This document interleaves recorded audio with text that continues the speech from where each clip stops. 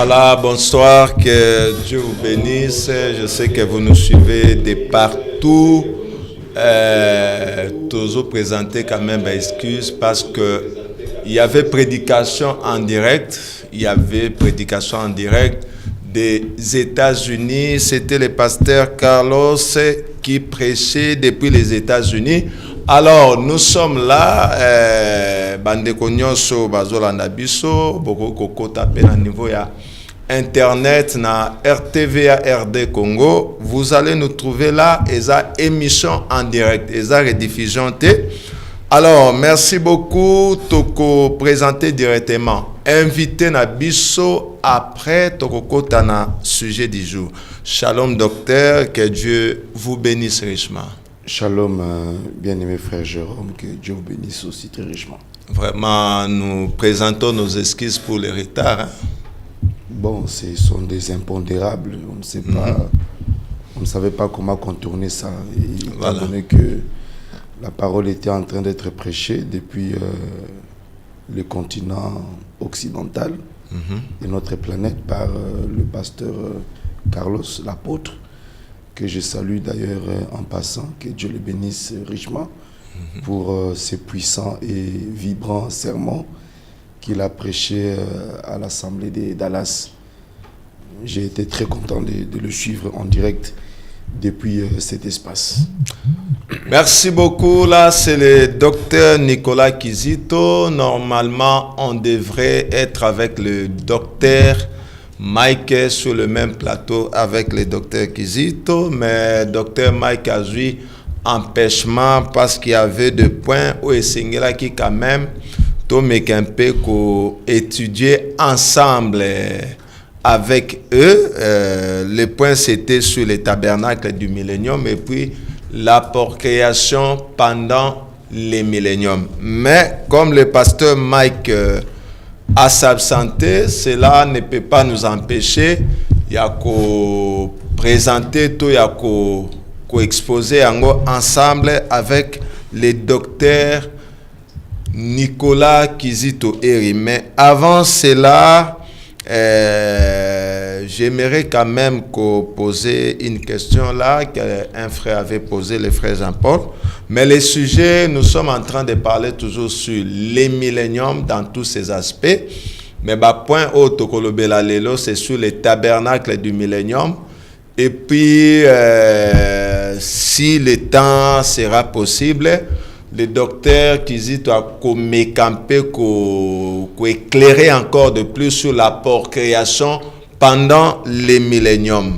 Alors, la première question est la question à frère Jean-Paul Moukoko, parce que docteur a promis que non, à Koyana citation. La question c'était quoi encore? Il a dit si réellement nous serons en couple pendant les milléniums, quel serait le cas de frère Branham avec ces deux femmes? Donc, il serait polygame dans les milléniums ou comment? C'est ça la première question que nous posons au docteur à Kokako répondre biso. Puis nous allons essayer de continuer avec d'autres questions. Docteur, question Yangwana? Bon, j'avais dit la fois passée que la question qui a été posée en rapport avec la possibilité pour nous d'avoir des enfants avait donné lieu à une réponse ambiguë de frère Branham, une ambiguïté qui est de la même nature que le genre de réponse que le frère Branham avait donné lorsqu'on lui a posé la question au sujet de ces deux femmes, Hop et Meda, laquelle de ces deux femmes sera sa femme dans le millénium. Et j'avais dit que quand vous lisez cette citation-là, le frère Branham a donné une réponse aussi ambiguë que celle à laquelle on a fait allusion à la dernière émission concernant la possibilité pour nous d'avoir des enfants. Et ce débat entre le frère Branham et son épouse Meda, le frère Branham en parle dans le 6e sceau. Quand vous lisez le paragraphe 442, 443 et 444, le frère Branham est ambigu dans cette déclaration. Il vous dit, quand vous lisez Frère Branham, on lui pose la question, elle a dit, eh bien, et donc quand nous arriverons là-bas, paragraphe 44, quand nous arriverons là-bas, elle a dit, laquelle des deux sera ton épouse? Là, c'est Meda qui pose la question. Là, c'est Meda qui pose la question à Frère Branham. D'abord, au départ, Meda rappelle à Frère Branham que tu sais que entre moi et Hop, c'est Hop qui était plus jalouse de nature. Parce que Hop était une femme très jalouse. Meda était était ce genre de femme qui n'était pas très très jalouse, vous comprenez? Elle était éduquée comme ça. Et elle a dit à Frère Branham, tu sais que entre moi et Hop, si on se retrouve là-bas et qu'on marchait ensemble, moi je ne serais pas très jalouse, mais Hop le sera. Maintenant, si on arrive là-bas, entre nous deux, laquelle de nous deux sera ton épouse? Voilà. Frère Branham dit, j'ai dit, vous les serez toutes les deux. Point. Il n'y en aura aucune. Tu vois? Mais vous les serez toutes les deux. Là, il est en train de répondre à la question de savoir laquelle de nous deux sera ton épouse. Entre moi et Hop. Laquelle de nous deux sera ton épouse quand on arrivera là-bas? Je dis, vous les serez toutes les deux. Ça, c'est la première réponse. Point. Ok. Il n'y en aura aucune. Deuxième réponse. Tu vois? Mais pourtant, vous les seriez toutes les deux. Fin de citation.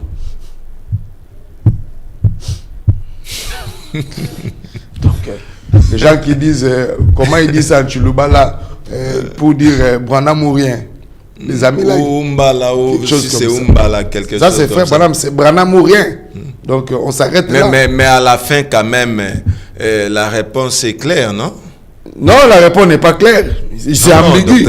Recommence un peu la citation. Non, toi, tu n'as qu'à recommencer. Moi, j'ai déjà lu la citation. Paragraphe 445. Tu relis encore. Que je relise.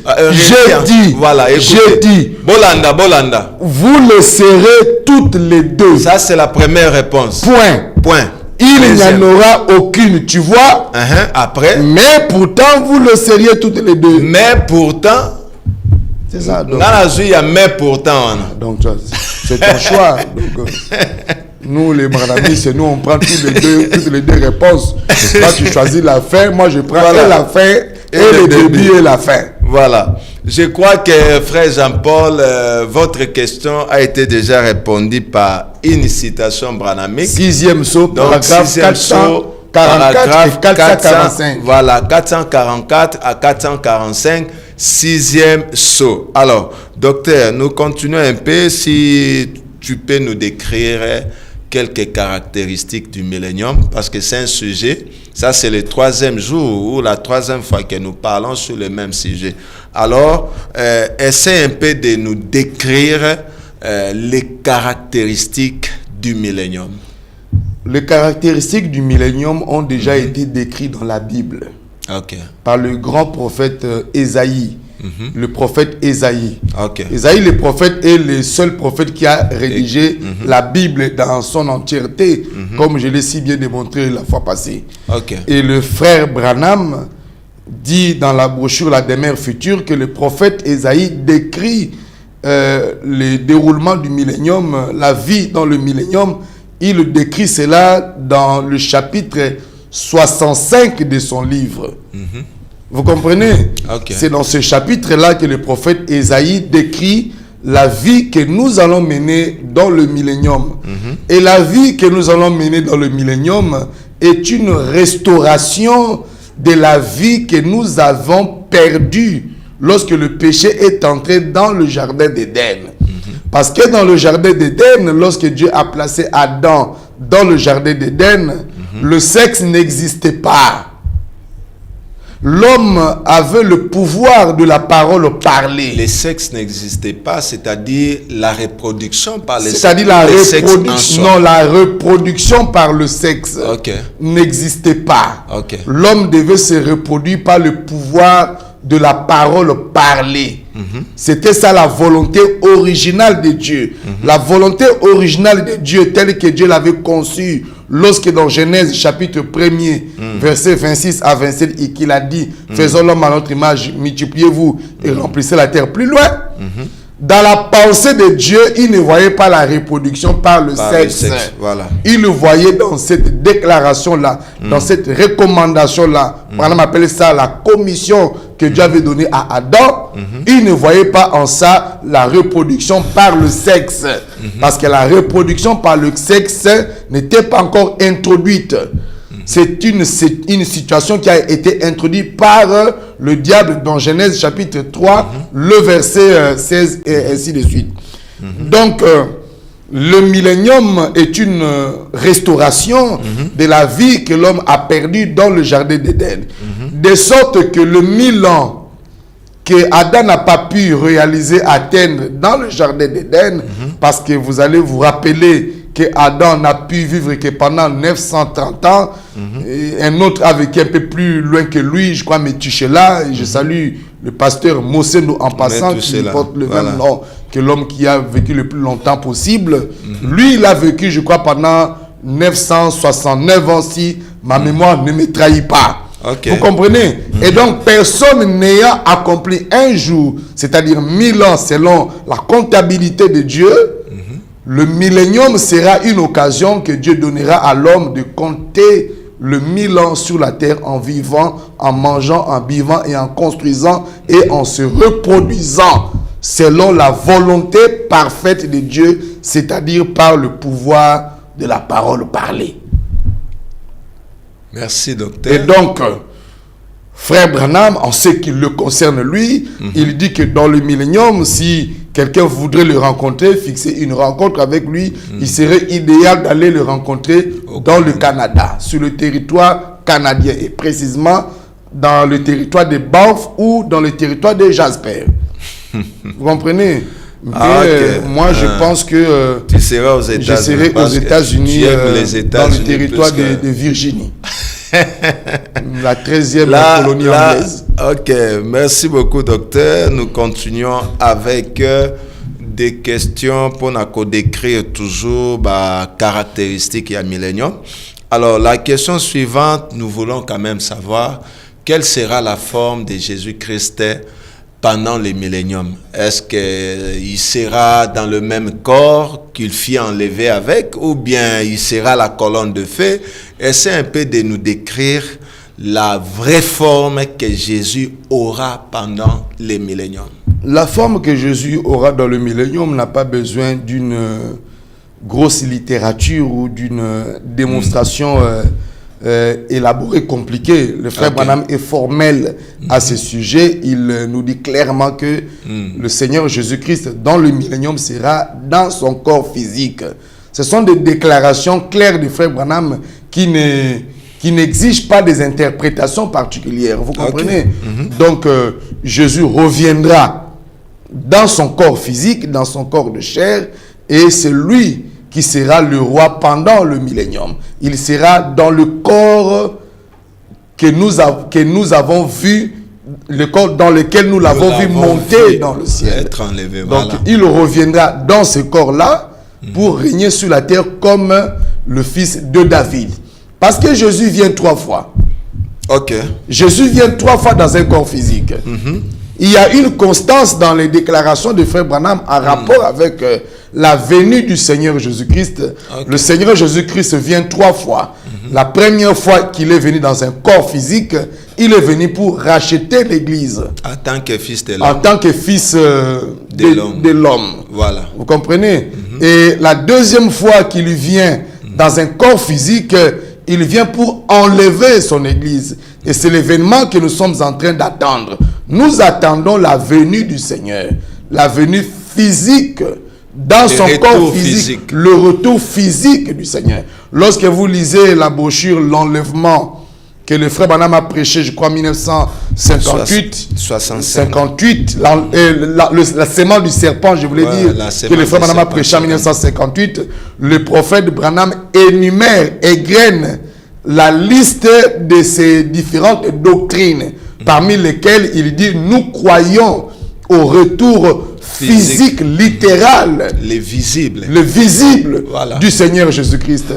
Et cette venue-là de Jésus dans le corps physique est un événement qui va coïncider avec l'enlèvement. La venue du Seigneur et l'enlèvement sont deux événements distincts, mais qui se déroulent au même moment. La venue du Seigneur et l'enlèvement sont deux événements différents, distincts, mais qui se déroulent au même moment. C'est Jésus qui vient. Et c'est l'Église qui est enlevée. Vous comprenez? Jésus, lui, quand il vient pour enlever l'Église. C'est l'Église qui est enlevée. Nous attendons l'enlèvement. Nous attendons être enlevés lors de la venue ou du retour du Seigneur Jésus-Christ.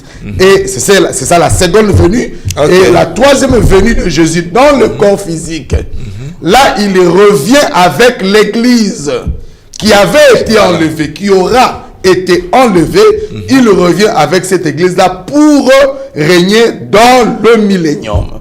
Donc Jésus sera dans le corps physique, le corps dans lequel nous l'avons vu monter au ciel.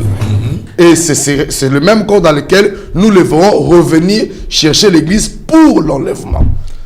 Merci beaucoup, Dr Kizito. Je crois que la réponse est tellement claire que Jésus-Christ, pendant les milléniums, il sera dans son corps physique dans lequel il fut enlevé.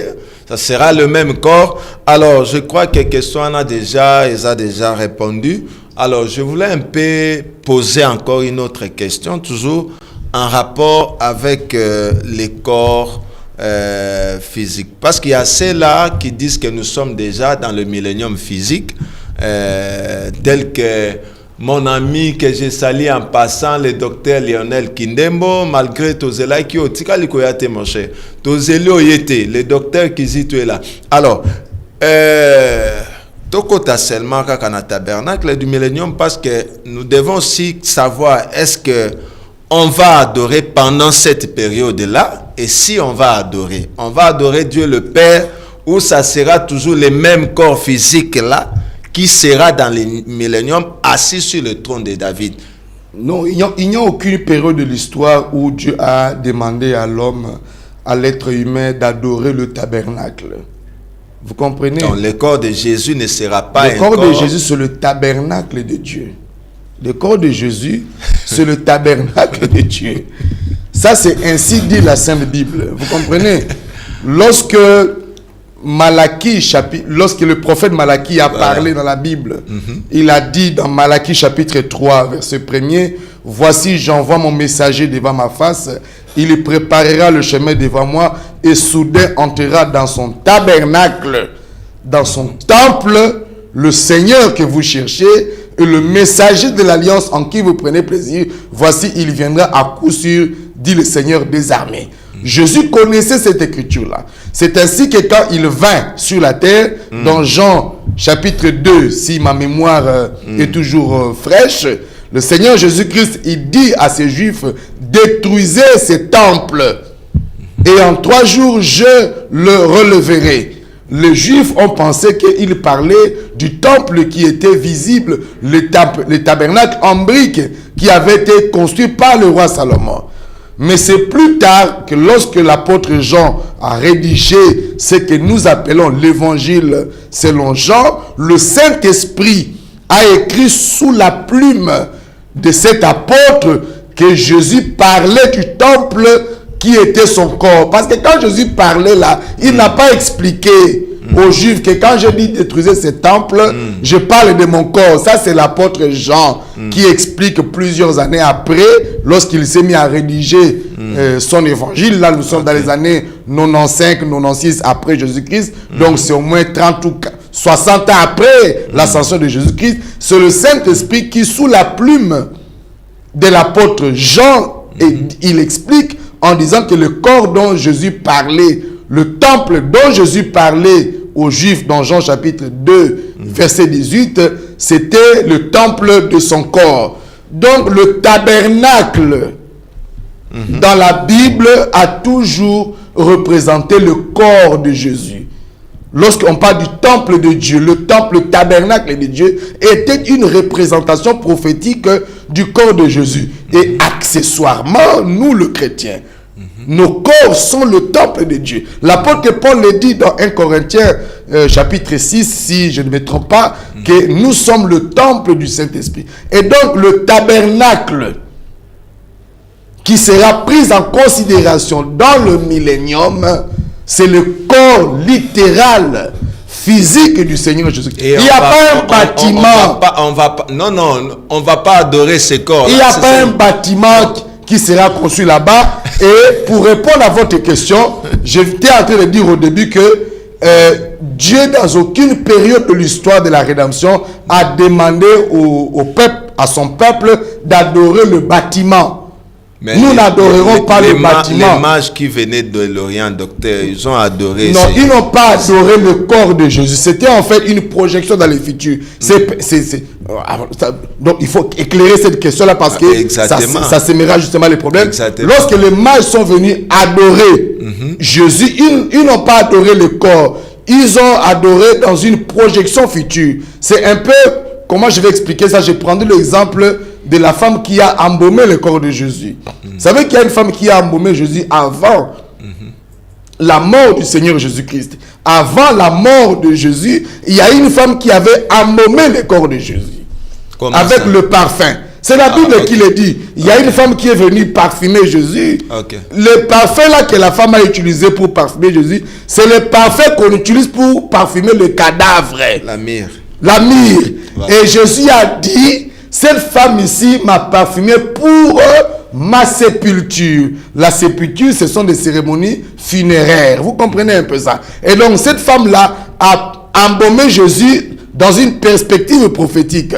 Et donc, les mages, en adorant devant Jésus, ils n'ont pas adoré le corps. Le corps n'est pas adorable. Comme le frère Branham dit au sujet de cet homme qui était devant Abraham dans Genèse chapitre 18, voilà. Branham dit formellement que Abraham n'a jamais adoré ce corps-là, mais il a adoré l'esprit qui était dans ce corps-là.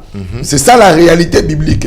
Et donc on adore, même maintenant là, on n'adore pas le corps de Jésus, mais on adore le Père qui était dans le corps, le bâtiment. Jésus que nous voyons, Jésus que nous nous représentons en image et qui marchait sur la terre, était le bâtiment, la maison, le temple dans lequel Dieu était venu habiter. Ok. Alors, entrons maintenant... Donc, nous ne l'adorons pas. Nous n'adorons pas ce corps-là. Entrons dans les points du tabernacle du millénium, parce qu'il y a ceux-là qui croient que un bâtiment sera érigé pendant cette période-là. Et on a même suivi l'intervention du docteur Mike qui affirme que pendant le millénium, il y aura un 4e temple qui sera érigé. Alors, bien que la temple moko physique, ça sera physique. Alors, nous voulons quand même savoir, docteur Kizito, concernant les tabernacles du millénium, est-ce que réellement ça sera un tabernacle physique, ou ça sera l'épouse, ou ça sera le corps de Jésus? Explique-nous un peu, nous vous donnons un peu du temps pour s'exprimer. À la dernière émission, il était prévu que le frère Mike, le docteur Mike vienne prendre se charger du fardeau de démontrer sa propre thèse. Vous comprenez? Moi, je ne peux pas venir plaider par procureur parce que je crois avoir suivi une des émissions que vous avez passées avec le docteur Mike et j'ai effectivement enregistré que le docteur avait un problème sérieux dans la chronologie des événements prophétiques. Il avait du mal à ranger les événements prophétiques tels que le décrit le livre d'Apocalypse et les enseignements de frère Branham, de sorte que je ne crois pas qu'il aurait été en mesure de venir prouver devant les téléspectateurs qu'il y aurait un 4e temple qui est prophétiquement prévu dans le plan il a les écritures selon Ézéchiel 44. J'avais émis ma curiosité d'écouter lui-même de sa propre bouche plutôt que de verser dans la spéculation à son sujet. Il aurait dû venir lui-même prendre le fardeau, se charger de la démonstration de la thèse qu'il avait. Mais je crois que à la lumière des Saintes Écritures, je crois que les Juifs sont dans l'attente de la construction du troisième temple, et c'est le dernier temple, bâtiment physique qui sera érigé.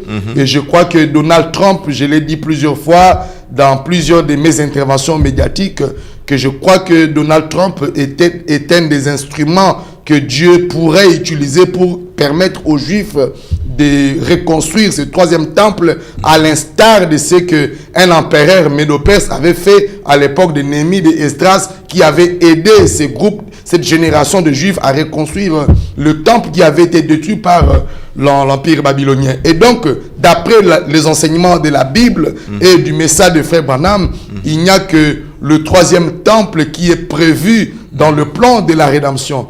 Et à l'issue de la Troisième Guerre mondiale, qui est aussi en perspective, qui pointe déjà à l'horizon, ce troisième temple sera détruit, bombardé, démoli par les effets collatéraux de la Troisième Guerre mondiale. Vous comprenez? Et une fois que tout cela est pulvérisé et bombardé, purifié par le feu de la bombe atomique, qui seront des bombes atomiques qui seront déversées par l'Empire russe, d'après la prophétie du livre d'Apocalypse relayée par le frère Branham, il n'y a plus rien qui sera construit à titre de temple en briques, en béton, en ciment. Vous comprenez?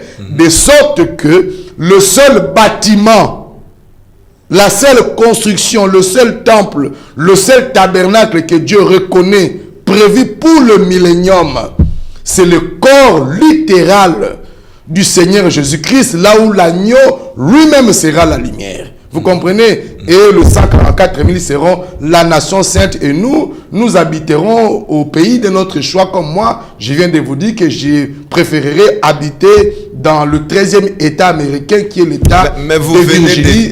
Le frère Branham habitera au Canada, précisément à Jasper. Vous venez de dire que tout sera détruit. Maintenant, il y aura dans les États-Unis, les prophètes. Mais quand ces choses-là sont détruites, ces choses sont détruites dans l'espace compris de 3 ans et demi. C'est avant le millénium, ces choses-là, la terre sera détruite, pulvérisée dans l'espace de temps prévu avant le millénium. C'est après la Troisième Guerre mondiale, donc la Troisième Guerre mondiale qui va commencer légèrement après l'enlèvement de l'Église, et l'enlèvement qui va durer pendant 3 ans et 6 mois. Vous comprenez? C'est pendant cet espace de temps prophétique que la terre sera bombardée ensemble avec le temple de Jérusalem, qui sera bientôt reconstruit par le Juif sous le haut patronage du président américain, en l'occurrence Donald Trump. Vous comprenez? Et quand la Troisième Guerre mondiale commence, tout ce qu'il y a sur la terre ici sera pulvérisé, détruit, démoli. La terre sera purifiée de son contenu. À l'issue de cette purification, l'église qui a été enlevée 3 ans et demi auparavant, cette église revient sur la terre pour régner avec le Christ dans le millénium. Et chacun va occuper la nation de son choix pendant le millénium. Est-ce que vous avez une écriture là-dessus? Une citation prophétique ou quelque chose comme ça pour assurer aussi les frères qui nous suivent réellement que frère Branham sera canadien. Après l'émission, ils vont me bombarder avec des questions. Alors, comme on est avec vous au niveau du plateau, s'il y a une écriture, tu peux nous les lire. Non, moi l'écriture sur le Canada de frère Branham, je ne l'ai pas ici, mais je vais vous la donner à la prochaine occasion. Mais c'est une évidence. Et puis, vous savez que moi j'ai promis à mon église depuis un certain temps qu'il y a des citations que je ne voudrais plus donner facilement comme ça dans les médias, parce que c'est des choses que nous avons eu à découvrir pendant que les gens dormaient. Nous, on a consacré notre jeunesse pour le message de frère Branham. Quand j'avais encore 17 ans, 18 ans, j'ai passé des nuits blanches en train de lire les brochures avec des bougies. Vous comprenez? Il ne suffit pas que quelqu'un de capricieux qui vienne là-bas comme ça et dit que non, est-ce que c'est que ces docteurs-là racontent, est-ce que c'est la vérité, qui nous produisent la citation? Un peu du genre Hérode qui a dit à ces mages-là, allez voir si cet enfant-là réellement existe et comme ça, venez m'en parler. Il y a des gens qui demandent des informations avec des arrière-pensées. Demandent vous juste comprenez? pour confirmer, Est-ce qu'ils demandent pour affirmer. Ils demandent simplement pour... dans le but de me croire. Non, oui, exactement. Non, je ne pense pas que... Non, il y a des gens qui demandent pour faire comme... Il y a des gens qui demandent comme pour défier le docteur Nicolas Kizito, mais rassurez-vous, il y en a. À l'instar de la promesse que je vous ai faite, que je vous apporterai la citation sur Médaille Hop, que Branham a donné une réponse ambiguë et je viens de vous la lire.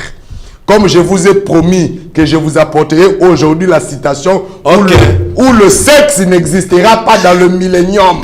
J'aurais bien voulu le lire devant le docteur Mike qui avait refité ça. Mais là, vous allez me compter de lire ça à son absence. Lui, il est là chez lui à la maison. Non, il a promis de venir, il n'est pas venu. Maintenant, vous allez m'obliger de lire une citation aussi cruciale. Non, là on ne lit pas ça. Là, il faut garder. Mais l'autre citation, là, quand il sera là, vous allez lire ça. Il y a quand même des citations que moi, je considère comme étant des citations perles qui font, n'est-ce pas, l'éloge de mon ministère. Parce que je sais que ce que je détiens ici, c'est une citation rare du message de Frère Branham que la majorité écrasante des croyants et des prédicateurs ne détiennent pas. Et donc, je ne peux pas venir déballer comme ça, tout parce que la connaissance est sacrée. Vous comprenez? Ce sont des choses que nous avons découvertes dans l'obscurité de la nuit pendant la méditation. Ça, ce n'est pas une manière de s'échapper, docteur. Parce que non, si quelqu'un maintient on a besoin des évidences. Vous avez entendu. Comme vous l'avez toujours dit. Non, moi, c'est comme ça que je fonctionne, mon frère. Quand vous dites quelque chose, c'est qu'il y a une écriture derrière votre déclaration. Oui, docteur, alors, on a besoin des évidences. Le docteur Mike, lorsque la fois passée, il a contesté à ce que j'ai avancé comme déclaration devant le public, puisque c'était un défi. Je lui ai dit, ok, d'accord, viens au plateau, comme ça, je vais le lire en votre présence devant les gens. Je n'allais pas lire, j'allais seulement lui donner ça comme ça. Lis ça à haute voix. Vous comprenez? Lis ça à haute voix comme ça, qu'on t'écoute lire. Et qu'on enregistre ça dans l'histoire de la rédemption. Mais comme il n'est pas venu, donc je ne sais pas m'adonner à cet exercice-là. C'est la même chose. Mais la question relative à la présence de Frère Branham comme étant habitant définitif du Canada pendant le millénium, c'est une citation qui existe. Là, il y en a. Branham dit que les États-Unis et le Canada sont deux pays jumeaux. Vous comprenez, qui existent. D'ailleurs, vous savez que Donald Trump veut récupérer le Canada comme étant le 51e État américain. Donc voilà, on sera dans les mêmes pays. Moi, je vous ai dit que je serai américain. Donc j'attends que le Canada soit annexé aux États-Unis. Ok, merci beaucoup, docteur. Il y a encore une autre question. Il y a le frère Jérémy Ekodi qui m'avait d'ailleurs posé une question. Parce qu'il m'avait demandé si tu peux les poser au docteur Kizito. La fois passée, lorsque je vous ai demandé quels sont les événements qui nous introduisent dans les milléniums, vous avez dit que la Troisième Guerre mondiale. Mais apparemment, pour le frère Jérémy Ekodi, il dit, mais comment le docteur Kizito peut dire que c'est la Troisième Guerre mondiale qui a introduit les milléniums? Je ne sais pas, est-ce qu'il y a une citation comme ça ou bien... Oui, mais encore une fois, oui, il y a des citations qui le disent. Il y a une chronologie des événements. Vous savez, quand nous venons à la télévision comme ça, nous attendons à ce que on nous pose des questions sur des choses qui sont beaucoup plus complexes. Voilà. Vous comprenez? Parce que des événements comme l'enlèvement qui doit venir avant le millénium, les 3h30, les soupers de noces qui doivent intervenir avant le millénium, ce sont des abécédaires du message de Frère Branham, des abécédaires que je n'attends pas faire l'objet de la préoccupation d'un prédicateur. Voilà. Vous comprenez? Parce que le frère Jérémy Ekodi, je l'ai reçu dans mon église il y a, je crois, 2 semaines. Je ne m'attendais pas que ce genre de questions, sauf s'il me rassure qu'il pose ça pour une nouvelle convertie de son église. Là, je serais en même de concéder, n'est-ce pas, à descendre à ce stade-là. Mais je ne crois pas que cette question-là puisse soit nécessaire à obtenir une réponse au bénéfice du frère Jérémie Ekodi. Jérémie Ekodi, je sais que c'est un prédicateur méticuleux. Il sait qu'avant le millénium, il y a la Troisième Guerre mondiale. Mais les niveaux se diffèrent. Il peut être prédicateur, non, mais je suis il convaincu. il n'est pas encore j'ai eu le temps d'échanger avec lui. J'ai eu le Mm. temps d'échanger avec lui. Je sais qu'il sait que, d'après les enseignements de frère Branham, Jérémie Ekodi, il sait qu'avant le millénium, il y a d'abord la résurrection des morts, d'après 1 Corinthiens 14, d'après 1 Thessaloniciens 4, d'après Apocalypse 20. Et Jérémie Ekodi le sait. Le même Jérémie Ekodi, il sait que 40 jours après cette première résurrection, il y a l'enlèvement. Ça, Jérémie Ekodi le sait. Jérémie Ekodi, il sait aussi que quand nous sommes enlevés, 40 jours après la résurrection, nous allons dans la 6e dimension où il y aura le souper des noces. Jérémie Ekodi, il sait que d'après Apocalypse 12, le souper des noces va durer 3 ans et 6 mois. Ça, il le sait. Que les 2 grands ailes du grand aigle seront données à la femme pour qu'elle soit abritée dans un lieu qui a été préparé pour elle pendant 1260 jours. Ça, Jérémie le sait. Il sait que ça correspond à 42 mois dont parle Apocalypse 11, le temps pendant lequel les 2 témoins seront en train de prêcher aux 144 000 juifs. Ça aussi, Jérémie Ekodi le sait. Et il sait que pendant cette période-là, il y aura conflit entre la Russie et les États-Unis, le conflit à l'issue duquel la Russie bombardera les États-Unis et le Vatican. Et ce qui va déclencher une réaction en chaîne qui va embraser toute la terre. Tout ce que je viens de dire là, Jérémie Ekodi le sait. Donc, il n'a pas besoin d'avoir tout. Il y a un frère qui a posé la question, je ne sais pas. Apparemment, Katika Kolanabi sauté. Ce sont les mêmes questions qui reviennent parce qu'on a fait la première partie, la deuxième partie, il y a d'autres personnes qui n'avaient pas suivi. Il y a les frères Jossard. Quoi ça? Il dit, Shalom, pasteur Jérôme. Est-ce que dans les milléniums, nous allons nous marier avec nos femmes respectives ou comment? Il pose encore la même question et revient encore. Et je comprends qu'il ne nous avait pas suivi pour la deuxième partie là qu'on a fait avec vous. Je ne sais pas, c'est à vous de lui répondre. Si on va se marier toujours avec nos femmes respectives que nous en avons aujourd'hui, ou on aura d'autres femmes pendant les milléniums. Ça dépend de la manière dont tu t'étais marié. Voilà. Parce que la fois passée, j'avais démontré ici que beaucoup de gens se sont mal mariés. Okay. Et que toutes les personnes qui se sont mal mariées, d'après le frère Branham, le paragraphe 121 des questions et réponses numéro 3, prêché le 30 août 1964, le frère Branham dit que toutes ces questions-là, toutes ces personnes qui se sont mal mariées ici sur la terre, dans le millénium, leurs mariages seront corrigés par le Seigneur. Si vous pensez être bien marié pendant que nous sommes en train de vivre sur la terre, comme c'est le cas avec moi, comme c'est le cas avec vous, je suppose, je crois que nos mariages ne subiront pas une correction. Tout ça là, le frère Branham le dit. Et donc, si vous vous êtes mal marié, je crois que votre mariage, Dieu va le corriger dans le millénium. Ça, c'est une promesse qui a été faite par le Seigneur. Ok, merci beaucoup. Vu que le temps est presque parti, alors il faut quand même payer total abattant à Kozonga Bandako.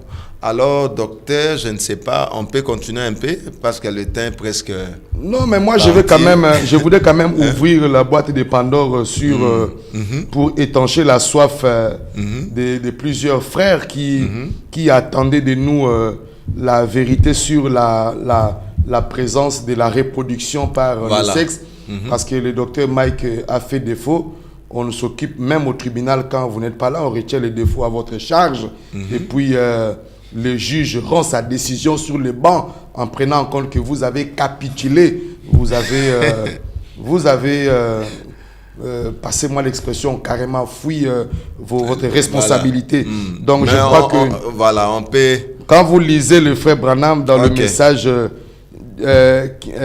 Dieu change-t-il sa pensée au sujet de sa parole?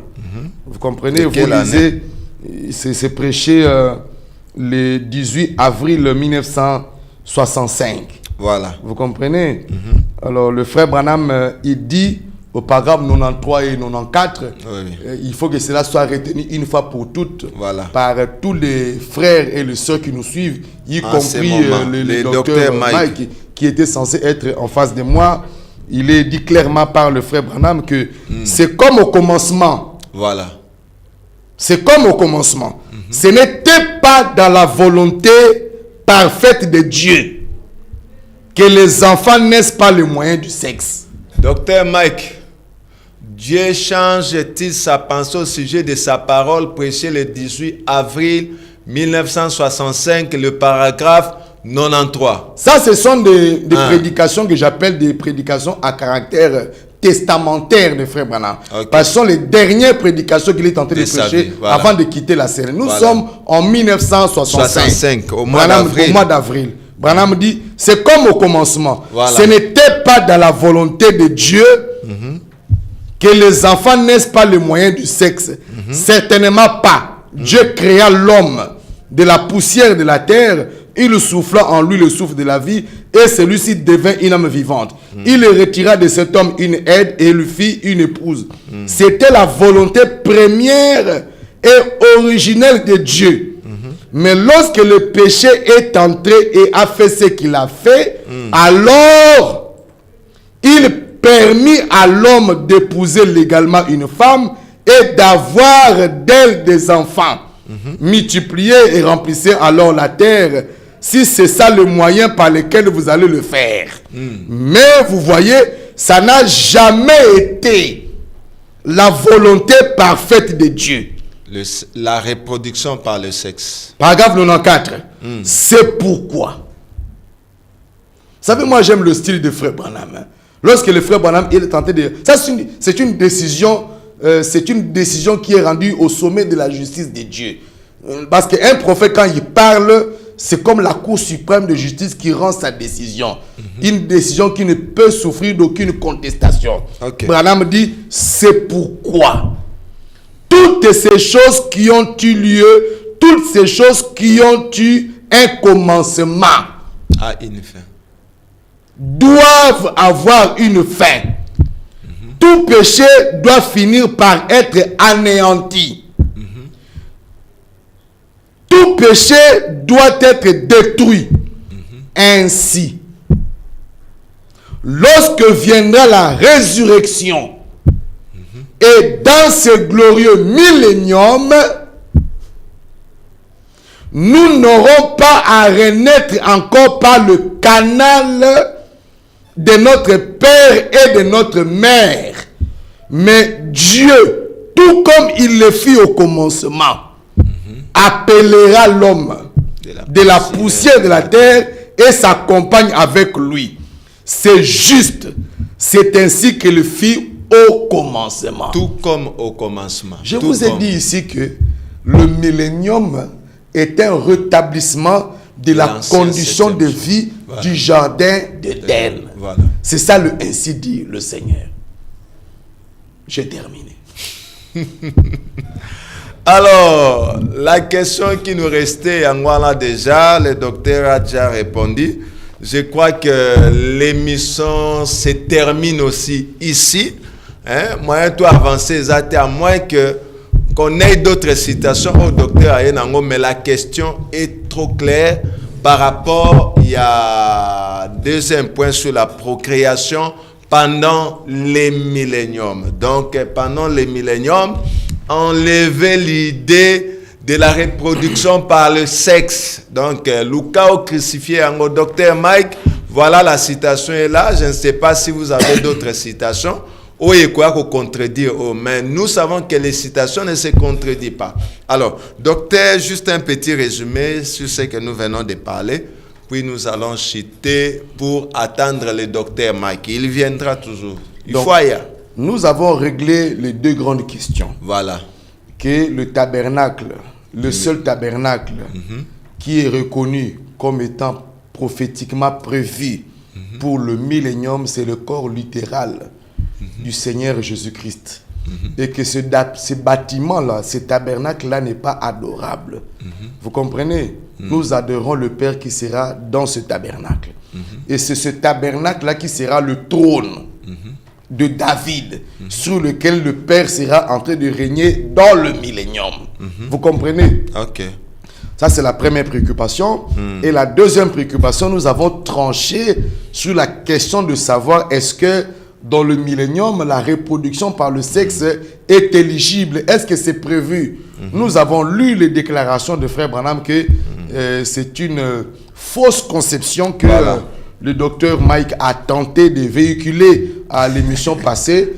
La conception selon laquelle dans le millénium, il y aura deux reproductions. Par la parole et par le sexe. Cette hypothèse-là de la reproduction par le sexe a été balayée par ce que dit le frère Branham au paragraphe 93 et 94 dans le message arrive-t-il à Dieu de changer sa pensée au sujet de sa parole. Merci beaucoup, docteur. Je crois que nous sommes presque arrivés à la fin. Alors, nous allons nous retrouver les mardis avec le pasteur David Ntambwe. Et le jeudi, je ne sais pas encore. Nous allons toujours vous annoncer. Alors, derrière la caméra, c'était Framal Malembi. Côté réalisation, c'était Christian Kazadi. Programme Hector Badibanga sous coordination de 3B, Bobe Bomoy Barouti. Alors, pour le reste, merci à vous qui nous avez suivis depuis vos maisons. Nous vous disons merci. Vous nous avez écrit merci. Vous nous avez appelé merci. Alors, pour le reste, nous allons nous voir les mardis pour un autre nouveau numéro à 17h30. Mardi à 17h30. Soyez là. Nous allons encore partager sur d'autres sujets. Pour le reste, que Dieu vous bénisse richement.